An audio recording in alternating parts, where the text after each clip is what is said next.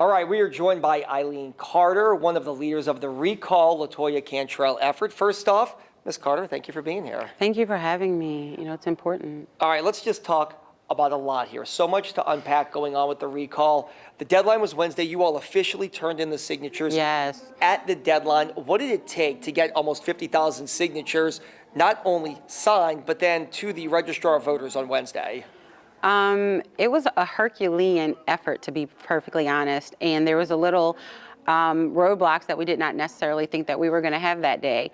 So, you know, we were going through the process, numbering, and of course that day we had mailers coming up until the moment. Like, I was picking up the mail that morning, going through stuff, starting at that process through that group, while finishing the process through the others and going through copies. We kind of realized at one point that we needed more copy machines, and this wasn't, you know, handling, so we got more people. We grew to 5 copiers, and we felt like we were going to make it. The registrar's office closes at 4:30. You know, we told y'all 3:30. We were like, you know, we're going to get it. We found out that through, some people at City Hall that they were going to try to close the office at 4 o'clock. Whether that's true or not, that's what we heard. And we could not,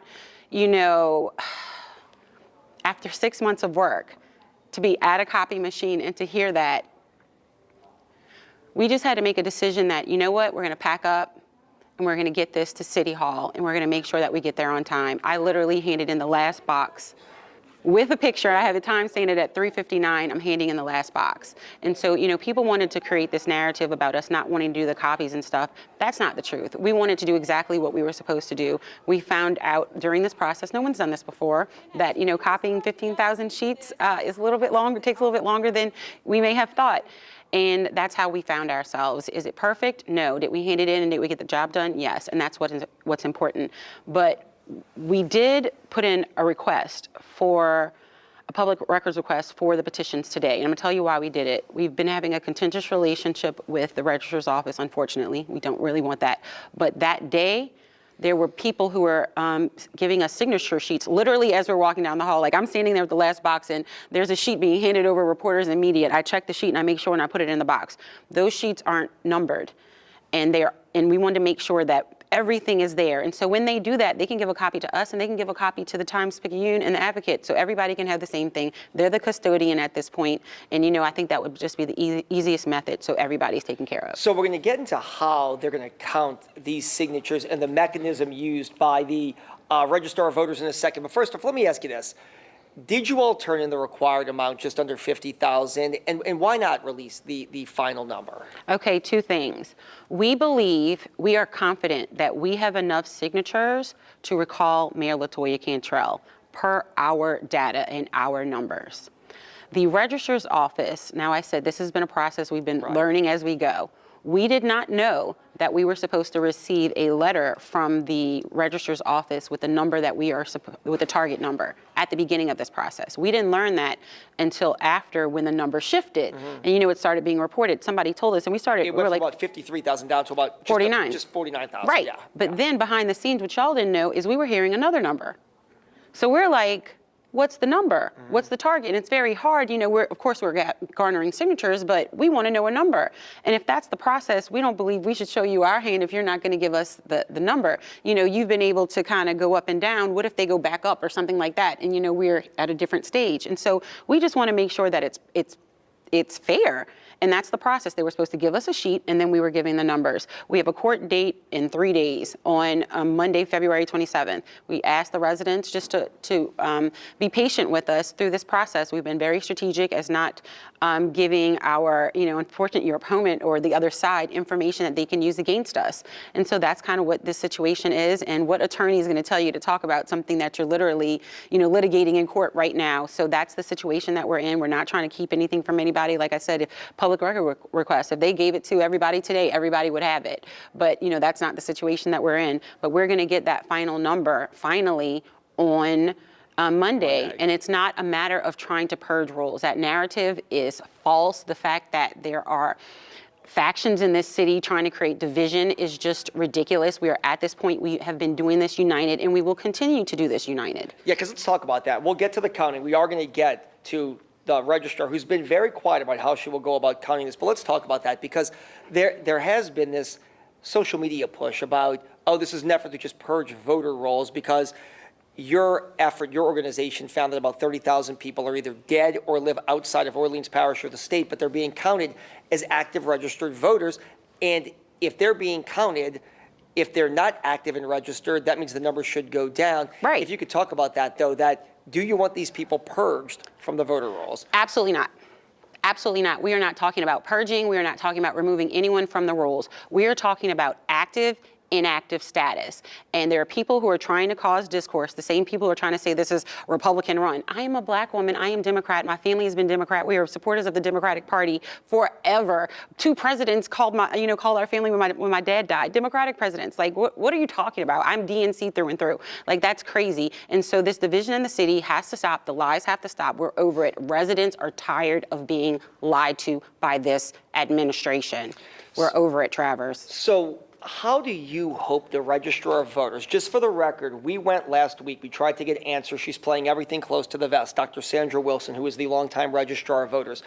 How would you like her to count all of these signature pieces of paper that you handed over, all of the recall documents? How would you like to see her count and verify those signatures? One by one, the same way that we sign people up, you know? Everybody signature, and here's something that we also learned throughout this process. People's signatures age.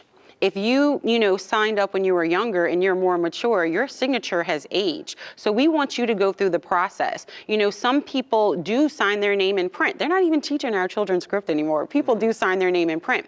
They were trying to eliminate anything that is printed, saying a name can't be printed. Some people sign like that. You cannot just eliminate printed names. You cannot just eliminate something because, we want you to take your time and do it fairly. That's all we want, is a fair process. We took our time, the residents, all of these people put their time, blood, sweat, and tears, volunteers, and everyone. We want just that fairness. Under law, they have about 20 days. We've learned through sources they could use a signature-based electronic system. You're already frowning. Is that not something you would be in favor of? I don't think that's fair.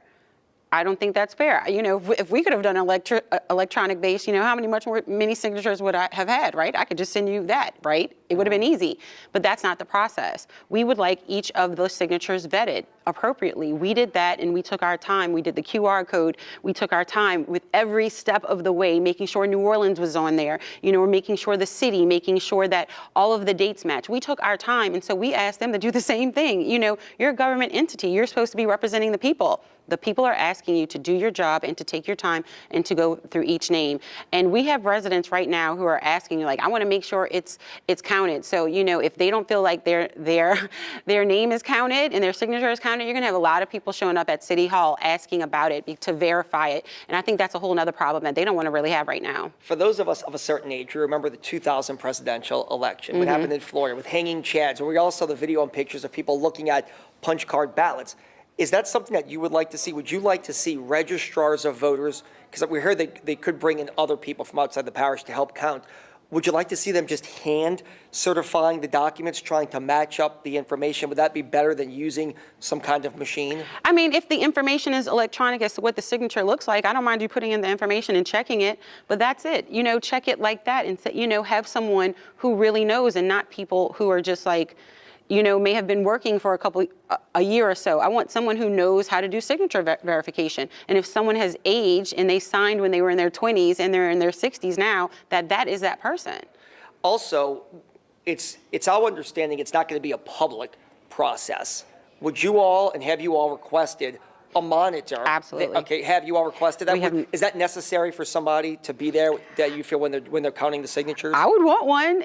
We've had a contentious relationship, and I'll go down that list with you a little later, but, unfortunately, I don't believe that we're going to get a fair process just due to, them trying to close the office, or at least that's what we heard, hearsay, or maybe, it's what I understood. And just the list. I mean, I can start going down them if you like, but we cannot play games here. We have put in all of this time and effort, and we are at this point, and we just want a fair shake. this resident, Mrs. Holmes, who went in there yesterday to put her name and to sign it, she said she was just, she felt it in her spirit she had to go do it. She had to stay an hour to figure out how to do it. After 24 hours of this process of counting, they didn't have a process set up for a resident to come and to sign. That's by law something that they're supposed to have. So if There's a grace period for 5 days for people to either have their names removed or to add their name. Don't say that first word. Right. To add. Just to be fair, to have them removed or to add. That's what you're talking about. Exactly. And so she went in there to add it.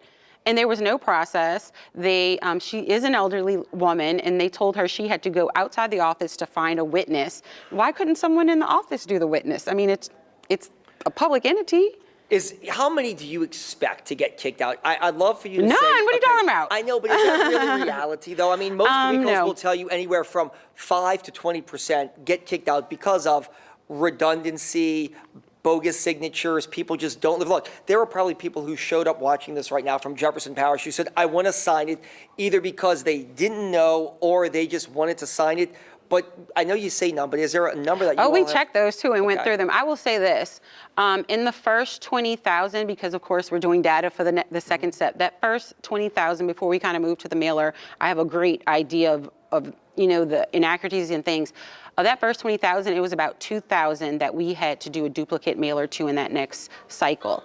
They were so impressed by our volunteers and the tenacity and a lot of us, I had a lot of people come from accounting or compliance and things like that were always kind of in groups, but we really took the effort to make sure that we had it correct. So in our first batch of 20,000, it was about 2,000 that were inaccurate that we had to go back and touch those voters. So if that gives you an idea, that's what we had at that point. Final question, how messy do you think this could get legally? Obviously, we live in a litigious environment, but there's already legal action that you all took against the Registrar of Voters. If signatures start to get kicked out, do you see lawsuits being filed, and is this something that could get muddied up in the legal system?